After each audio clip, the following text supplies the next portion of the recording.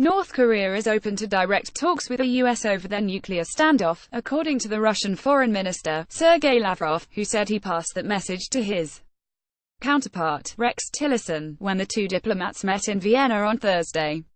There was no immediate response from Tillerson, but the official position of the State Department is that North Korea would have to show itself to be serious about giving up its nuclear arsenal as part of a comprehensive agreement before a dialogue could begin. Lavrov conveyed the apparent horror on the day a top UN official, Jeffrey Feltman, met the North Korean Foreign Minister, Ri Yongho, in Pyongyang, during the first high-level UN visit to the country for 6 years. Feltman is an American and a former US diplomat, but the State Department stressed he was not in North Korea with any message from Washington. "We know that North Korea wants above all to talk to the United States about guarantees for its security. We are ready to support that. We are ready to take part in facilitating such negotiations," Lavrov said at an international conference in Vienna, according to the Interfax news agency. "Our American colleagues, including Rex Tillerson, have heard this. The diplomatic moves come amid an increased sense of urgency to find a way of diffusing the tensions over North Korea's increasingly ambitious nuclear and missile tests." The standoff reached a new peak on 29 November, when North Korea tested a new intercontinental ballistic missile ICBM, the Hwasong-15, capable of reaching Washington, New York and the rest of the continental United States. The missile launch followed the test of what was apparently a hydrogen bomb in September.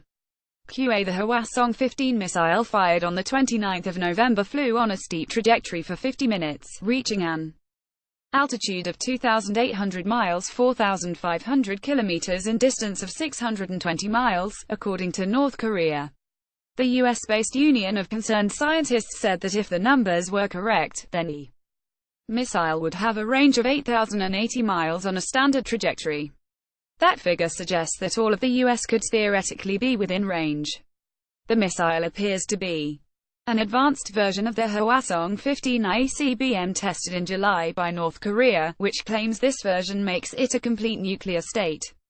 Pyongyang has not, however, proved it has the capability to marry a miniaturized nuclear warhead with a long-range missile and send it at a trajectory that would hit US cities. It also remains unclear whether the North Koreans have perfected a re-entry vehicle capable of protecting a nuclear warhead during its descent. Thank you for your feedback. Pyongyang has said that current joint exercises by the US and South Korea involving hundreds of warplanes, along with bellicose remarks by US officials, have made an outbreak of war on the Korean peninsula an established fact. The remaining question now is, when will the war break out, a foreign ministry spokesman said on Wednesday. North Korean officials have said in recent informal meetings that they are particularly concerned by the threat of a surprise decapitation strike, aimed at killing the country's leaders and paralyzing military command and control systems before Pyongyang could launch its missiles. The heightened tensions and threatening language have increased fears around the world that the two sides could blunder into war through miscalculation, mistaking war games for a real attack or misreading blurred red lines.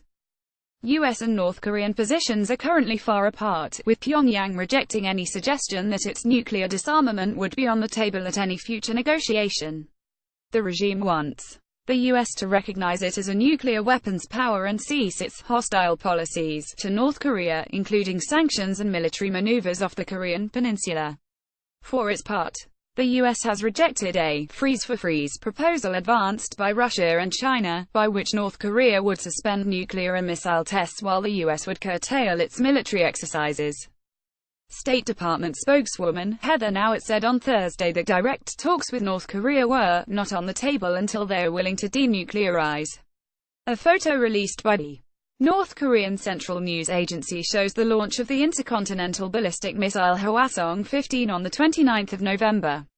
Photograph KCNA-EPA. However, the two sides have had informal contacts this year, involving Joseph Yoon, the U.S. Special Representative for North Korea policy.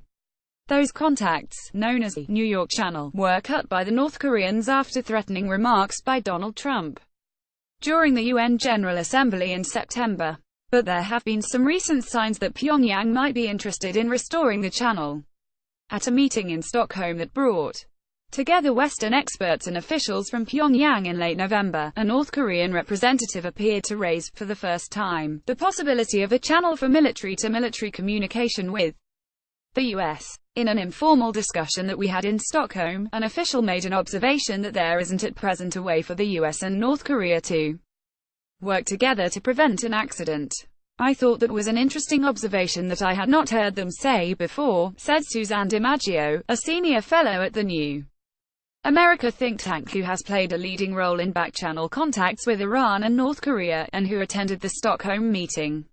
I think the U.S. would be best served by putting aside the focus on denuclearization and instead look at ways to prevent accidents, reduce risks and de-escalate. Those to me seem like achievable goals. Sumi Terry, a former CIA analyst who was director for Korea, Japan and Oceanic Affairs at the National Security Council in the Bush and Obama administrations, said Washington might be amenable to such a military hotline being established. I think even this administration recognizes that some sort of an open channel is needed for that, not to negotiate but to have a little more transparency, she said. I think everyone recognizes that is needed. Terry, who was Deputy National Intelligence Officer for East Asia at the National Intelligence Council from 2009 to 2010, said that it was also possible that Yoon could re-establish the New York channel with Pyongyang. But she added there was little sign such contacts would lead to substantive negotiations. In the current climate, this latest test put a big hole in the possibility of negotiation at this moment, she said. Ambassador Yoon might do that, but it's different with the White House. I'm not sure he has strong White House support.